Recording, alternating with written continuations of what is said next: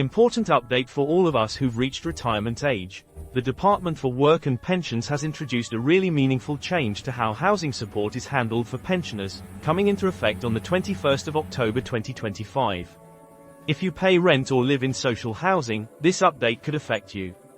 From the moment you hear this, you'll want to lean in, because what I'm about to explain affects many older UK households, and it really matters that you understand how. The change is about housing regulation. The way housing benefit and other support for older people's homes is administered by the DWP and local authorities, and though the wording sounds technical, the impact can be very straightforward: how much support you get, how the rules are applied, and how you handle any changes in your circumstances.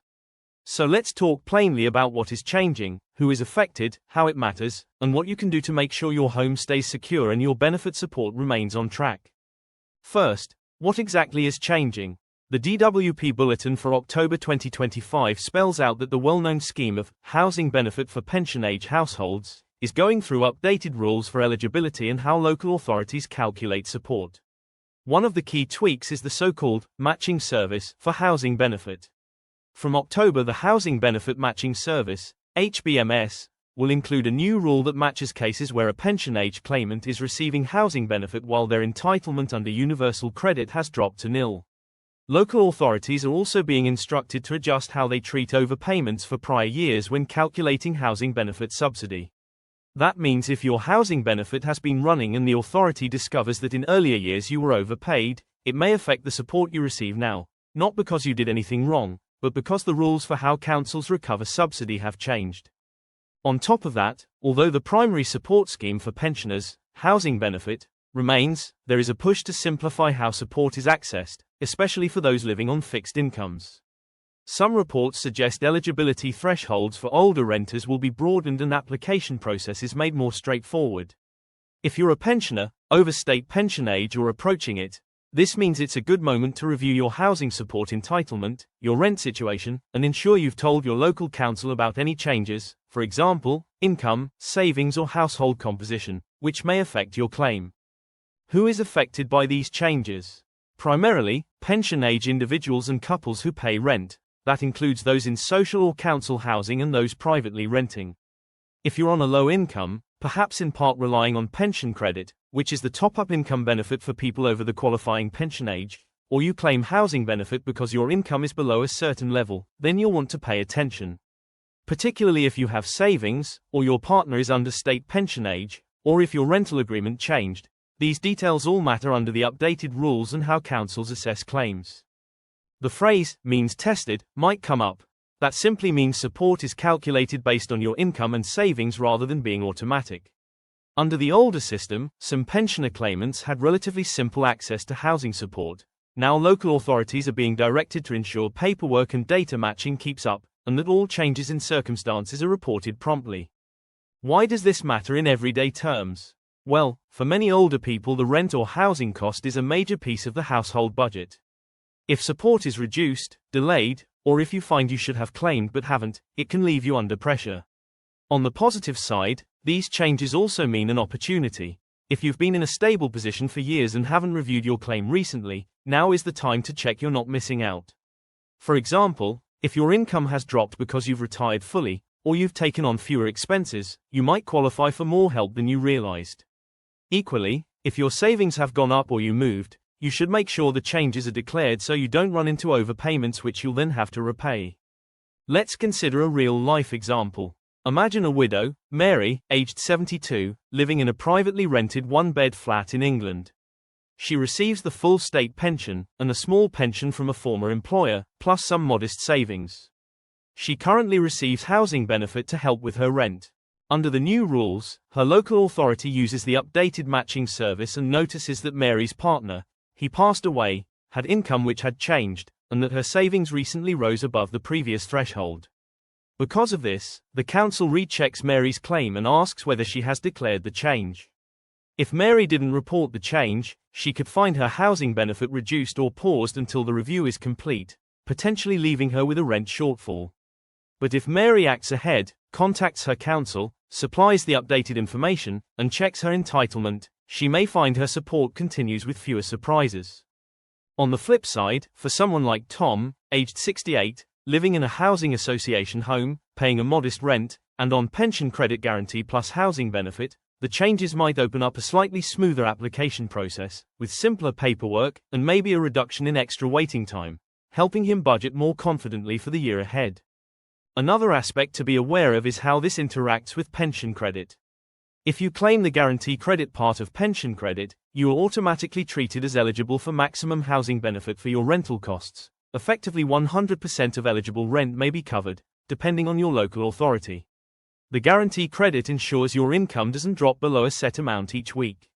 The savings part of pension credit closed to new claimants some years back, but the guarantee credit remains an important element.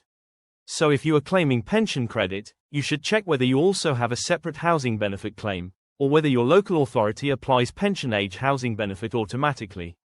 Sometimes pensioners assume that because they're on pension credit they don't need to claim housing support. That's not always true. With the new housing regulation change, supporting councils are being asked to verify households more closely, so it's a perfect time for you to have that check. I know that many pensioners worry about having to deal with ever more complicated forms, juggling bank statements, rent increases, small pension changes, savings, and being worried about being compliant. I hear that, and I understand it. That's why one of the reassuring things to note is that these changes are being presented by the DWP as information and verification updates rather than radical reductions in support. The government is not telling older renters, you lose support, en masse. Rather, the message is, we need to make sure the right person is getting the right support, and the data matching is there to prevent errors and possible overpayments, which in turn protects you from sudden bill demands or having to repay a large sum unexpectedly. So for many pensioners, this may simply mean that you'll receive your help in the same way, but you'll have more certainty and fewer surprises. Here are a few friendly tips as you prepare. Check your rent and your lease or tenancy agreement. If your rent has gone up, has the local authority been told? If you moved address in the past year, did you declare it? If you have savings ticking upwards, or you've taken on a lodger, or you started receiving a small pension from a private scheme, those all matter. And very importantly, if you are over the state pension age and your partner is younger, or you moved in with someone younger, that might affect how your claim is handled. It doesn't necessarily mean you'll lose out, but you need to tell the council. If you receive guarantee credit, check that it's still valid. And if you weren't claiming pension credit, now might be the time to ask about eligibility, because topping up your income via pension credit often opens further help. And remember, keep a note of every letter from the council or DWP, and keep copies of anything you send or declarations you make. Things like reporting changes of circumstances as soon as possible help avoid overpayments or pauses. There's another element worth mentioning. Privately rented pensioners often feel the squeeze because rents are rising faster than pension incomes or benefits. While these rule changes don't magically fix high rents, they do bring more clarity around how housing support works, which means if you find the assistance you currently receive is not sufficient, you are in a stronger position to ask your local authority or a pensioner advice service for a review. Also, local discretionary housing payments, DHPs, may still be available if the main support doesn't cover your full rent, especially since these rules free up the system to identify genuine shortfall cases. How about those living in social housing, council or housing association? If you're in that sector and you've had the same tenancy for many years, you might think, this doesn't affect me.